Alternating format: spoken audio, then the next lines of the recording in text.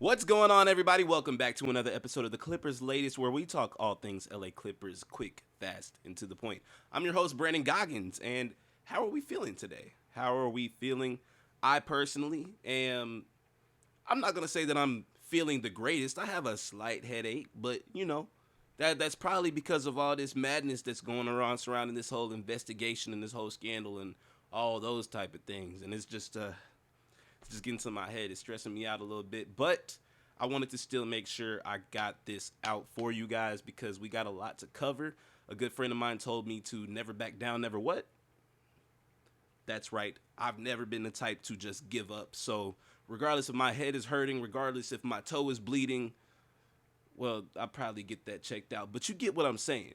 I'm going to be trying to be here for you guys as much as I possibly can and fight through anything that I may be going through because I want to make sure you guys have all the latest in the Clippers nation, world, whatever you may have it. But speaking of, let's get straight into it. You already know what our first topic is going to be. We are still talking about this investigation, and I'm going to keep talking about it until it closes because I'm a fighter. I see some of our very own even turning on us. I'm riding with the Clips till I die, and it seems like Zach Lowe may be on our side as well from an objective stance, as objective as he can be, but he leaning towards us. And what he had to say about this investigation was honestly kind of a mix of anything goes. He said that the league could find either absolutely nothing or they could find absolutely everything. So I hope that is the nothing, but his main prediction was that he doesn't think that the NBA is going to dig up any texts or emails from Ballmer, the front office, or shoot, even the equipment manager. He doesn't think that there won't be any textual evidence that will dig up or that will spell out any type of illegal deal with aspiration. So, realistically, I feel like the worst case scenario here, or at least from what Zach Lowe says, is just a little slap on the wrist.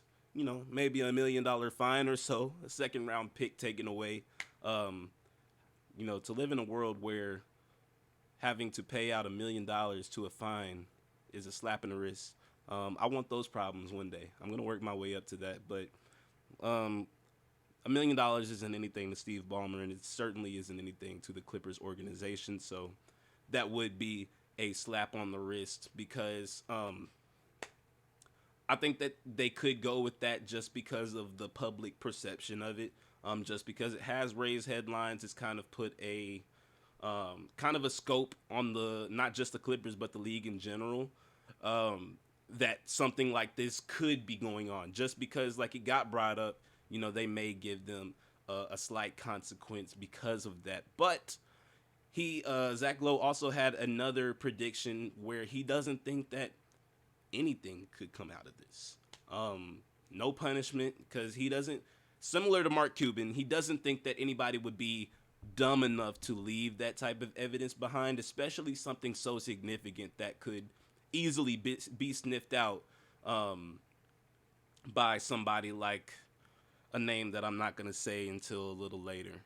Um, yeah, but he also added that this isn't like another Josh Smith situation, kind of like how Mark Cuban kind of compared it to. He doesn't think that it will be similar to that because there is a valid argument that Steve Ballmer really thought that this was legit, found out that it wasn't, cut ties, separated, and then it was just an unfortunate situation that he was put in. But um, honestly, what comes out of this situation, I really do hope that it's a slap on the wrist, if anything, just for the sense that I'd like to see all of the haters. I'm looking at you, Pablo Torre.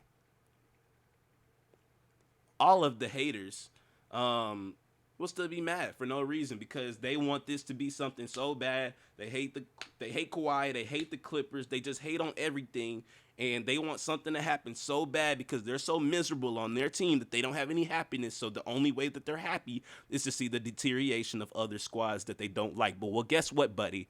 That's not gonna happen. Um, Knock on wood. Nothing's legit yet, so let me chill. But I feel like Zach Lowe's judgment is somebody's who I would trust.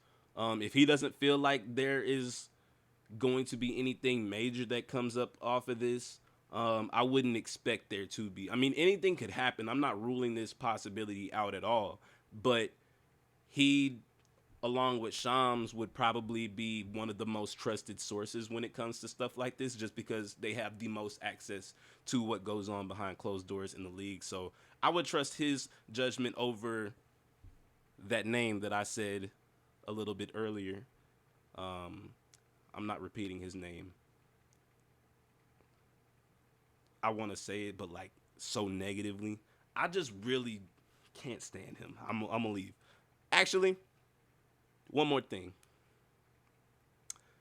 Pablo diss track coming soon. You heard it here first on the Clippers' latest. We might have to just drop a diss track. Might name it Pablo K. I don't know. I might have to do some digging. You know what I'm saying? Come up with some creative strategy to name the song, but it might be coming, y'all. I don't know. I'm not really rocking with y'all, buddy. So just be ready for a diss track coming soon. But somebody that I would not write a diss track for, actually quite the opposite, would be the man Steve Ballmer. And listen, let's be real. Trying to put bias aside, but honestly speaking, I think that this is objectively true, or at least a majority would agree that Steve Ballmer is the best owner in basketball. Mark Cuban's not an owner anymore, so who else are people looking at? Steve Ballmer, man. Obviously, with this whole thing, people that may alter their perceptions of Steve Ballmer. Some people may have already had their opinions on him from Microsoft or whatever else he represented before taking ownership of the Clippers. But excuse me. But like, listen, bro. This man pulls up with a smile on his face every game. Every time you see him, he's smiling. Whether the Clippers are winning by 20 or losing by 35. Well, he might have a slight frown if they're losing by that much, but most of the time, the dude is happy. Like, you know what I'm saying? When do you see Steve Ballmer frowning outside of this week with the recent news and everything? I think that you can tell that it's not just about the money for him. He genuinely, goodness gracious, what's going on? Let me sip my water real quick. My Fiji Island water. It's not Fiji Island. It comes from my fridge's filter. Anyways,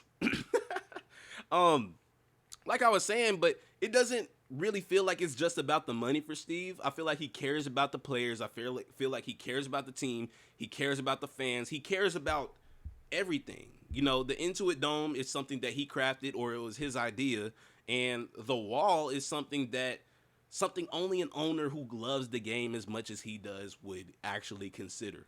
I mean, why has it taken so long for somebody to come up with something like that? I mean, opposing players have even admitted to the wall messing up with their free throws because of the depth perception. And I really think that somebody that really cares about the team's success would think about putting something like that in their arena. And that gets the fans hype. You know, I've seen people on the the Clippers Reddit, talking about how they're excited to get wall seats because they're just hyped to be there. It's something to look forward to. It makes people want to go to the arena. And I feel like only an owner that really cares would come up with something like that. And excuse me, another reason why I feel like Ballmer is different is that when this investigation broke, the team already put out a public statement. You know, anytime there's something that comes out with the sports team, a company, anytime, they're going to release a public statement addressing the, whatever probe it may be at hand. But what's different from Steve is that most owners would have just stopped there. But my boy Steve, he sat down with ESPN's Ramona Shelburne and he defended himself and the team. And I feel like that's kind of rare. I think that really shows his character. And unless real evidence surfaces, I feel like this is an example for owners across sports to show up, ride with your team, and don't hide from the the scrutiny, because a lot of these guys, they don't want their image tainted. They don't want people to look at them, in any type of bad light. But Steve is embracing it. He's openly riding for his team, and I feel like that's really like what you want in an owner. You people want to play for an owner that believes in them and believes in this team. Everybody on the staff, they want to work for somebody that believes in them and that actually cares.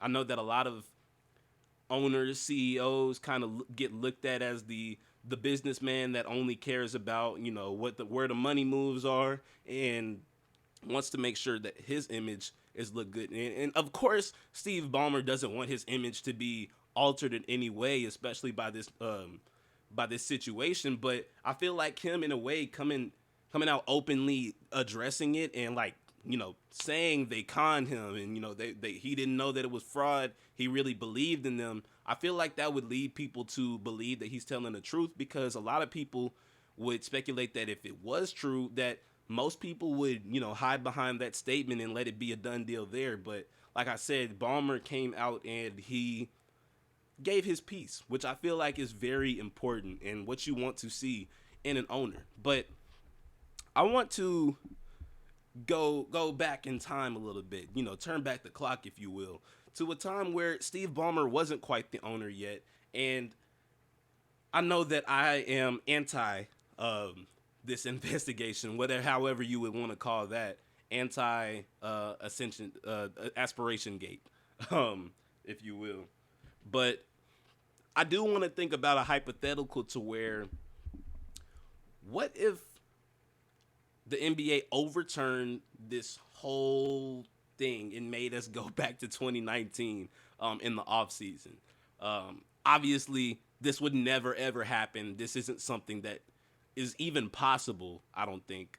But like, imagine if they had to like reverse it and go all the way back to the 2019 offseason and just kind of look at the landscape of the NBA, and how much it has changed and how much it could have been. You know what I'm saying? Obviously, 6 years ago in NBA terms is a long, long time.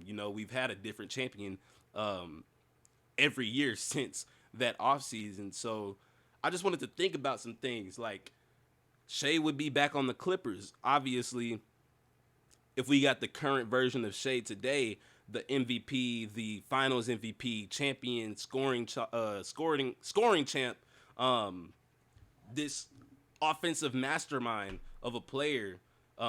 Yes, we would love to have him on the Clippers. I mean, who wouldn't? He's one of the most valuable players in the league right now. Obviously, that being the most valuable player last season. But if we were to turn back the clock to not the 2019, well, not the 2019 season necessarily, but like, would Shea still have become the superstar that he is today had he stayed in his position with the Clippers? Would PG still be with the Thunder, being that, that MVP caliber player? Where he finished third in MVP voting in the season before then? Does Kawhi forfeit, or say Kawhi gets his contract forfeited, would he go back to Toronto? Would Steve Ballmer step down, cut $50 million to in a check to the league, and then that be it? I mean, I don't know.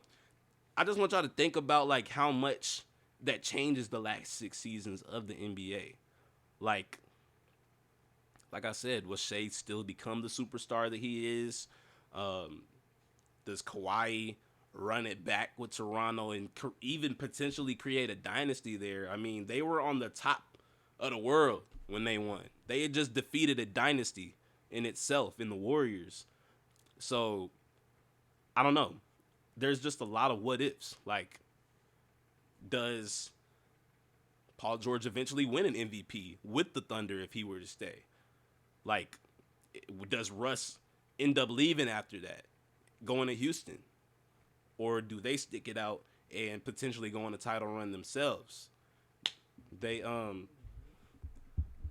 don't know. Somebody's calling me. I can't answer that right now. But I just wanted to think about how the Western Conference would shake up overall. It's been crazy for the last decade or so. It's been crazy for the last century.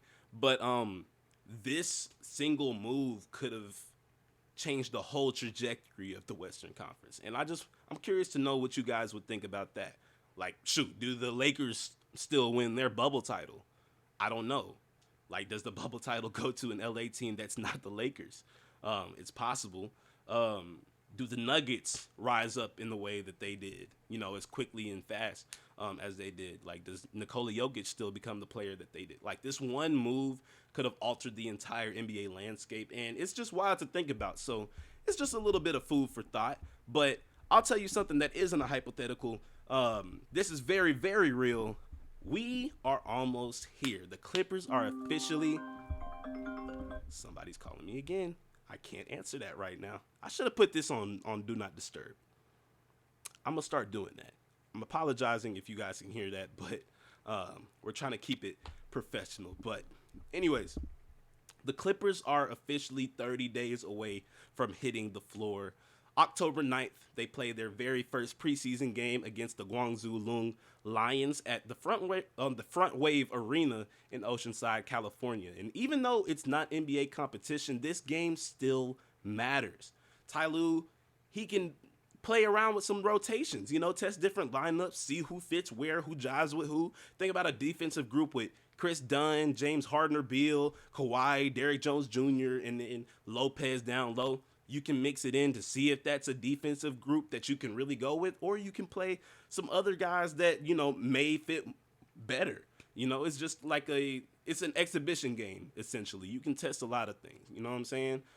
I feel like even a preseason game is good to see how your flow of the game can work, And, it's also an opportunity to see some new guys in action and, how the bench units jive together, because there are a lot of eyes there as well, seeing what potential we have on the bench. Somebody could, show some flashes in the preseason game, and that could translate to minutes in the regular season. You never know. It's low pressure, but the takeaways are very real. And if Zach Lowe is right about the investigation, I feel like this team can finally focus on some basketball without the noise. And since the season is almost here, it's time to lock in, Clipper Nation. 30 days away. 1 month. 1 month until the Clippers play basketball. I'm very excited. You guys let me know how excited you are in the comment section. I'm ecstatic. I've never been more pumped for a season. You know what I'm saying? I'm ready to rock, ready to rumble. But you guys let me know your thoughts in the comments. How do you think that they should play in this preseason game? Do you think that some of the guys should rest? Because I know that that's something that many people would probably argue. Answer that question about the hypothetical. Do you think that, going back to the 2019 season would be, what do you think that would alter in, how the league has played out in these past 6 years? Do we get these different champions every year, or do we see a dynasty continue? Do we see a dynasty start? What do you think could result from that? I'm curious to know what you guys think. Is Steve Ballmer the best owner in the NBA, or am I biased? Say that this investigation didn't exist. Do you think that he is the best owner in the NBA? I would have to say so. And then last of all, what do you guys think about Zach Lowe's take on his predictions of what consequences the Clippers may face? Do you think that he's right? Do you think that he's kind of underlooking, or I guess overlooking, the potential significance of this? I mean, I wouldn't say that he is. He acknowledged that, like, if it's serious and if it's real, then there could be serious and real consequences. But he seems to think that that won't be the case. So, fingers crossed. I'm hoping that Zach is right. But we will have an update on that as the week goes by, and I'll be sure to keep you guys as updated as I can. I will let you guys know all the information that I'm learning as the time goes on. But until then, we're going to have to end this episode here and wrap it up. But I'm going to catch you guys in the next one. I hope that you guys have a splendid day tomorrow, or a splendid day today at whatever time that you are seeing this video. As always, keep it easy, be sleazy. Stay easy, don't be sneezy. I'm going to catch y'all in the next one. Peace.